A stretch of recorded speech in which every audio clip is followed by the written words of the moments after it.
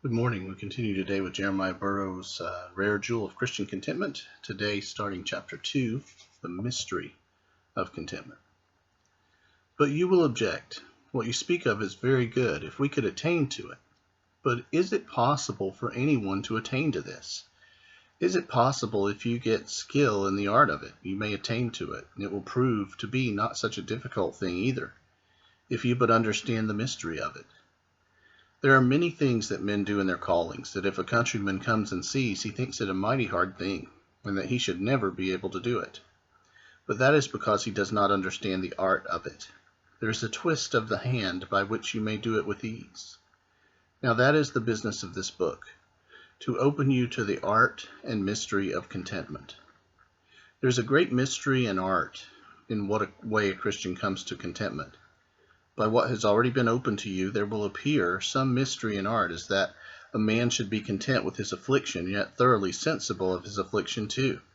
To be thoroughly sensible of an affliction, and to endeavor to remove it by all lawful means, and yet to be content.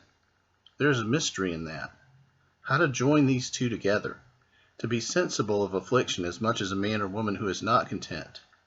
I am sensible of it as fully as they, and I seek ways to be delivered from it as well as they, and yet still my heart abides content. This is, I say, a mystery that is very hard for a carnal heart to understand.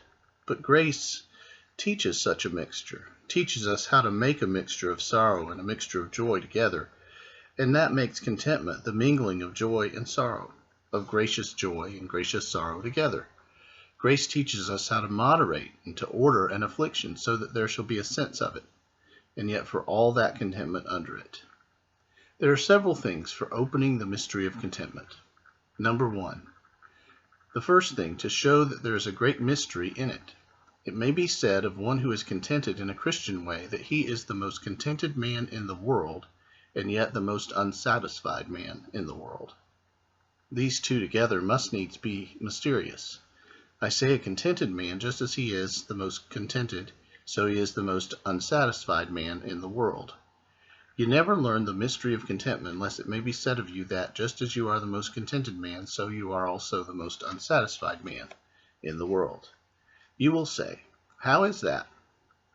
A man who has learned the art of contentment is the most contented with any low condition that he has in the world, yet he cannot be satisfied with the enjoyment of all the world. He is contented if he has but a crust, but bread and water. That is, if God disposes of him for the things of the world to have but bread and water for his present condition, he can be satisfied with God's disposal in that. Yet if God should give unto him the kingdoms and the empires, all the world to rule, if he should give it him for his portion, he would not be satisfied with that. Here is the mystery of it. Though his heart is so enlarged, the enjoyment of all the world and 10,000 worlds cannot satisfy him for his portion.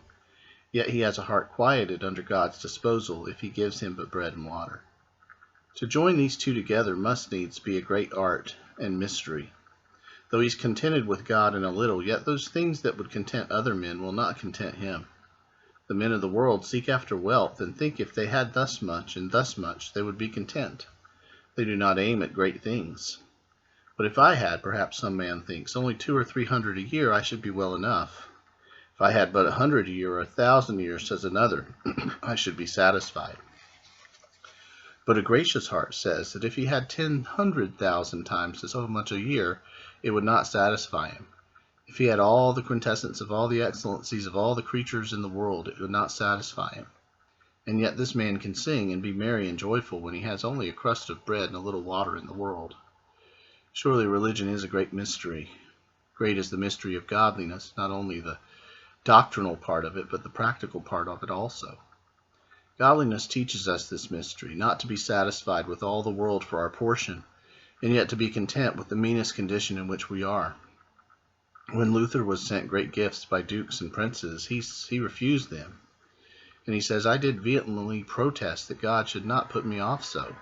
'Tis not that which will content me. A little in the world will content a Christian for his passage.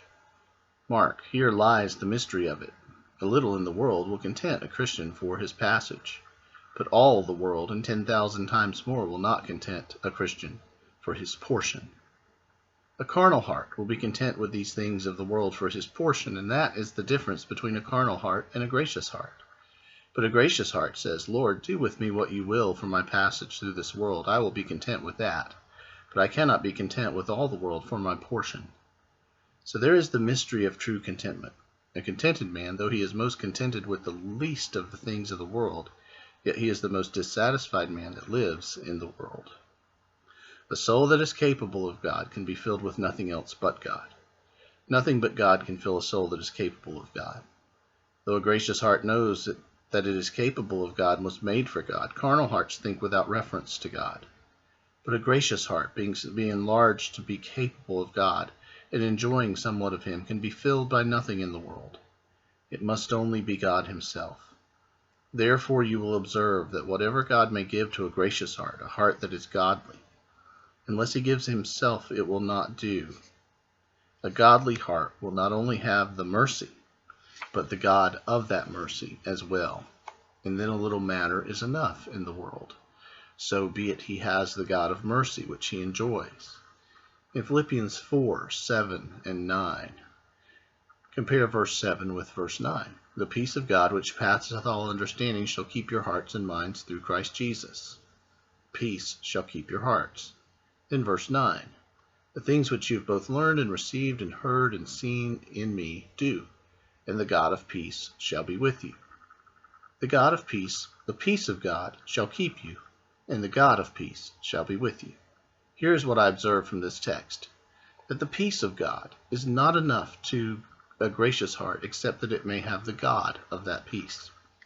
A carnal heart could be satisfied if he might but have outward peace, though it is not the peace of God. Peace in the state and in his trading would satisfy him. But mark how a godly heart goes beyond a carnal.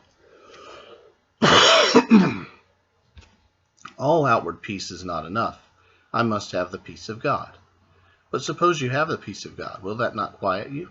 No, I must have the God of peace. As the peace of God, so the God of peace. That is, I must enjoy that God who gives me the peace. I must have the cause as well as the effect. I must see from whence my peace comes, and enjoy the fountain of my peace, as well as the stream of my peace. And so in other mercies have I health from God? I must have the God of my health to be my portion, or else I am not satisfied. It is not the life, but God, the God of my life. It is not riches, but the God of those riches that I must have. The God of my preservation as well as my preservation. A gracious heart is not satisfied without this, to have the God of mercy as well as the mercy. In Psalm 73:25, whom have I in heaven but thee, and there is none upon the earth I desire besides thee. There is nothing in heaven or earth that can satisfy me but yourself. If God gave you not only earth but heaven, that you should rule over sun, moon, and stars, and have the rule over the highest of the sons of men, it would not be enough to satisfy you, unless you had God Himself. There lies the first mystery of contentment. And truly a contented man, though he is the most contented man in the world, is the most dissatisfied man in the world. That is, those things that will satisfy the world will not satisfy him. Such a great start to this chapter. And I hope you will continue to listen with us as we go through the other reasons that explain the mystery of contentment. Have a good day.